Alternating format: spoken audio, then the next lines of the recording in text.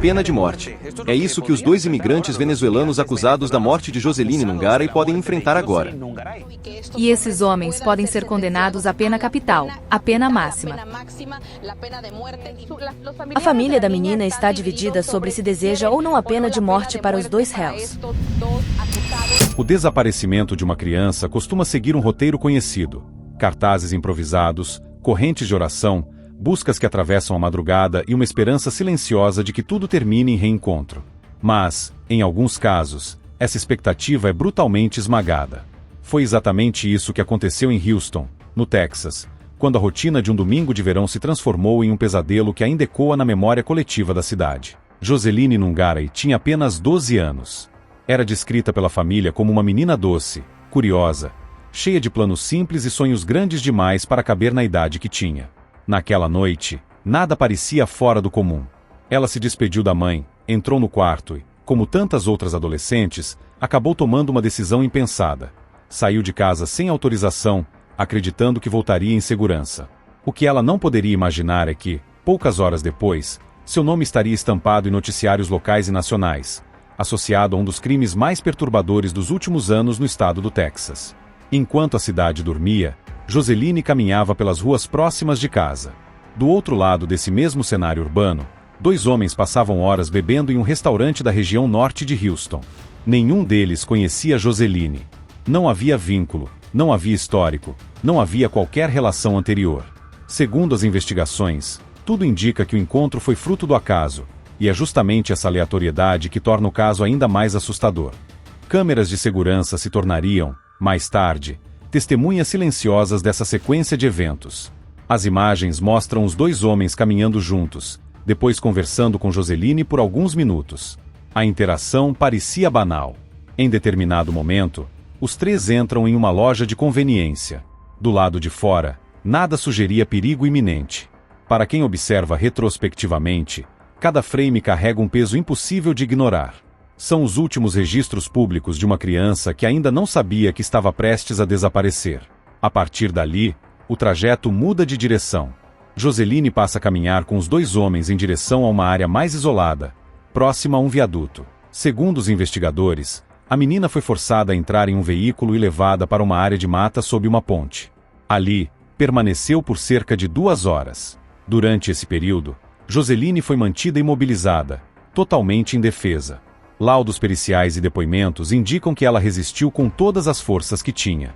Arranhões, marcas de mordidas e sinais claros de luta foram encontrados nos corpos dos acusados dias depois. Esses detalhes desmontam qualquer tentativa de minimizar o crime. Não se tratou de um ato rápido, nem de um descontrole momentâneo. Foi uma violência prolongada, consciente, exercida contra alguém que não tinha meios reais de escapar. O corpo de Joseline seria encontrado na manhã seguinte, submerso em um córrego raso ao norte de Houston, por uma mulher que seguia para o trabalho. A cena chocou até mesmo agentes experientes. A perícia confirmou que a causa da morte foi asfixia, além de outros sinais inequívocos de agressão física. O fato de o corpo ter sido descartado dessa maneira apenas ampliou a revolta pública. Para muitos, não bastava tirar a vida da criança. Era preciso apagar seus últimos vestígios de dignidade. A notícia se espalhou rapidamente. Em poucas horas, o caso dominava todos os canais locais. Famílias, pais e mães se viam refletidos na dor de Alexis, a mãe de Joseline, que precisou encarar o impossível, reconhecer que a filha não voltaria para casa. Ela era excêntrica, sempre teve sua própria personalidade forte. Nunca seguiu a multidão. Sempre defendeu o que era certo. É tão difícil. Tão difícil. Em entrevistas emocionadas, ela descreveu a menina como sua primogênita, alguém por quem lutava desde os 15 anos, quando se tornou mãe. A promessa que ela fez diante das câmeras não foi de vingança, mas de memória. Joseline não seria reduzida a uma estatística. Com o avanço das investigações, as autoridades conseguiram identificar e localizar os suspeitos.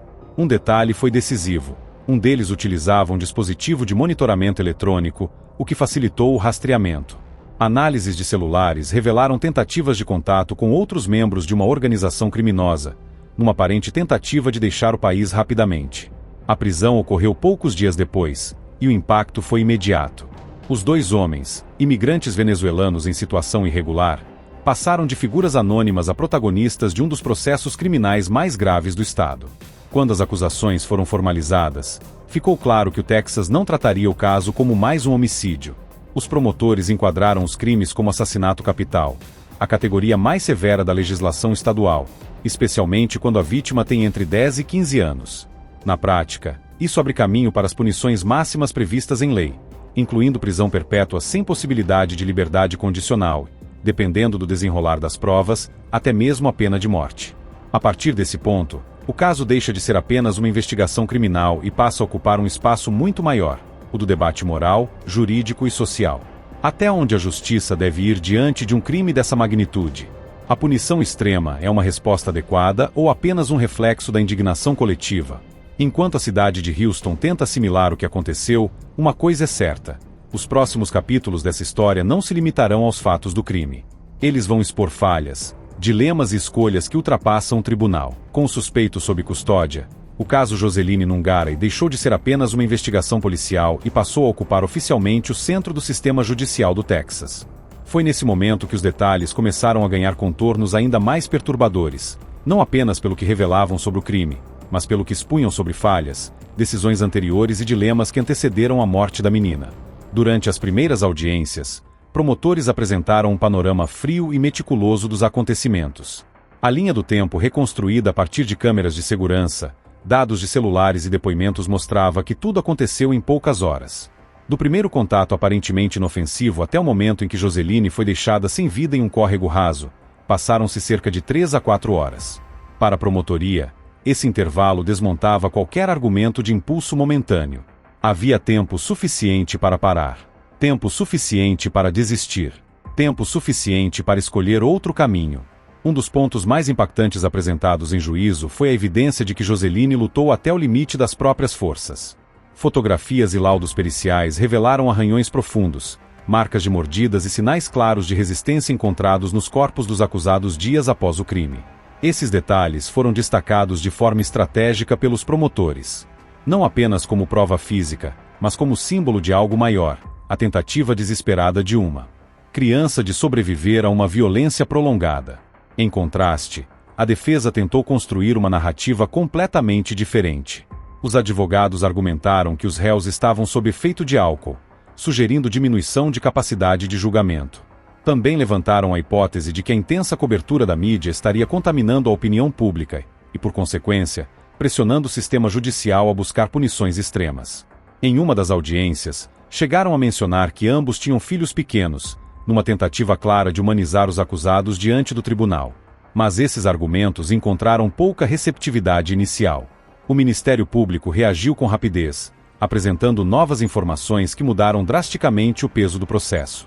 Investigações paralelas revelaram que os dois acusados mantinham vínculos com uma organização criminosa internacional conhecida pela violência extrema.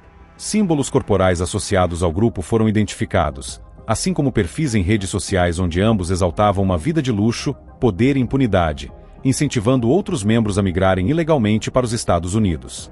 Essas descobertas ampliaram o escopo do caso. Já não se tratava apenas de um crime brutal cometido por dois indivíduos isolados, mas de possíveis conexões com uma rede criminosa transnacional. Para as autoridades do Texas, esse detalhe era crucial. Ele reforçava a tese de que os acusados representavam risco real à sociedade e que medidas excepcionais deveriam ser consideradas. Outro elemento que gerou indignação pública foi o histórico migratório dos suspeitos. Ambos haviam entrado ilegalmente nos Estados Unidos meses antes do crime.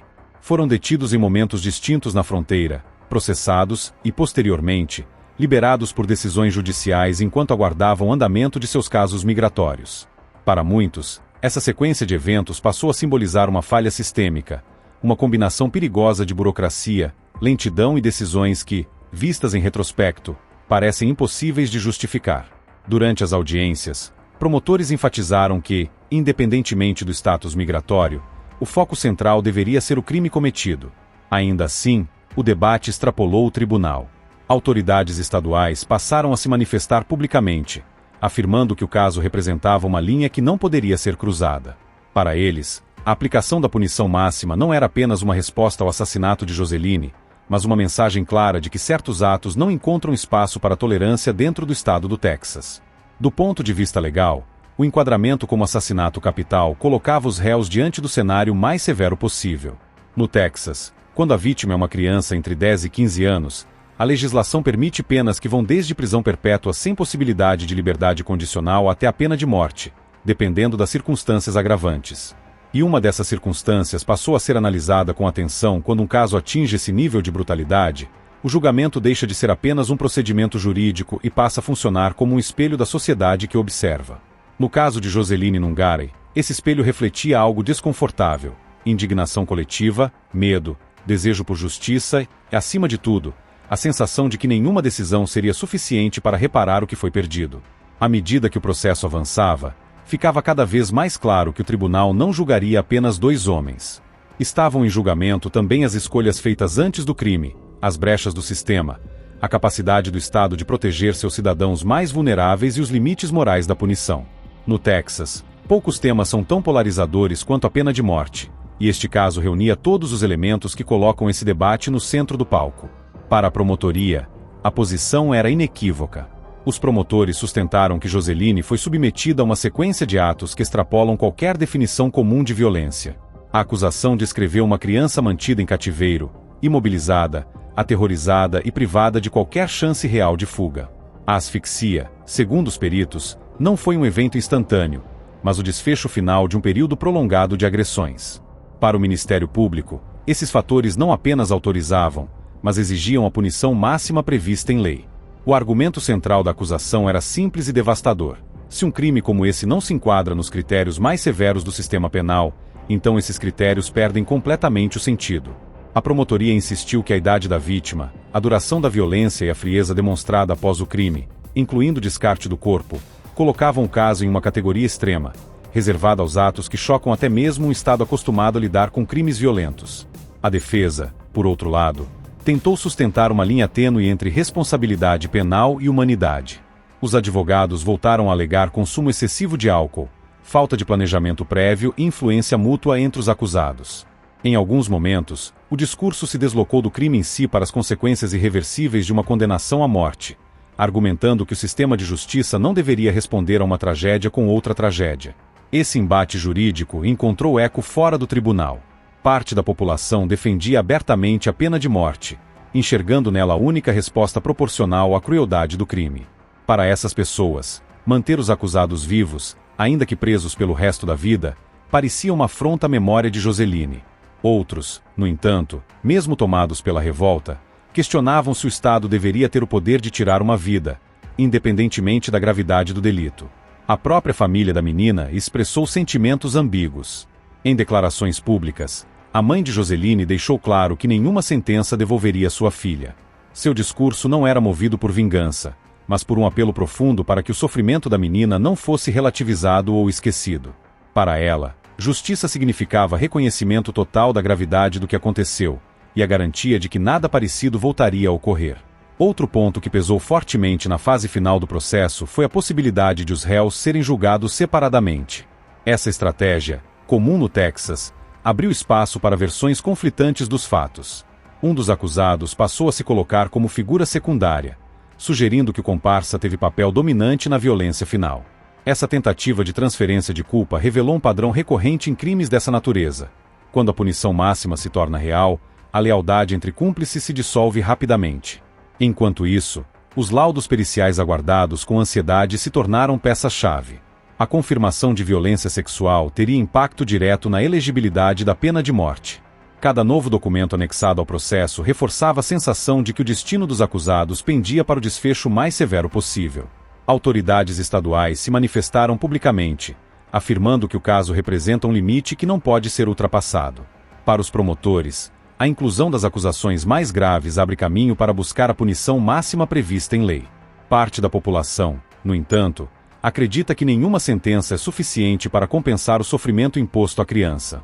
A mãe de Joseline também se pronunciou, deixando um recado duro e emocionado, expressando a dor irreparável da perda e a revolta diante do que aconteceu. Agora, a pergunta que permanece é direta e incômoda. Qual deve ser a resposta da justiça diante de um crime dessa magnitude? Você acredita que a punição Máxima é a resposta adequada ou defende outro tipo de condenação? Deixe sua opinião nos comentários.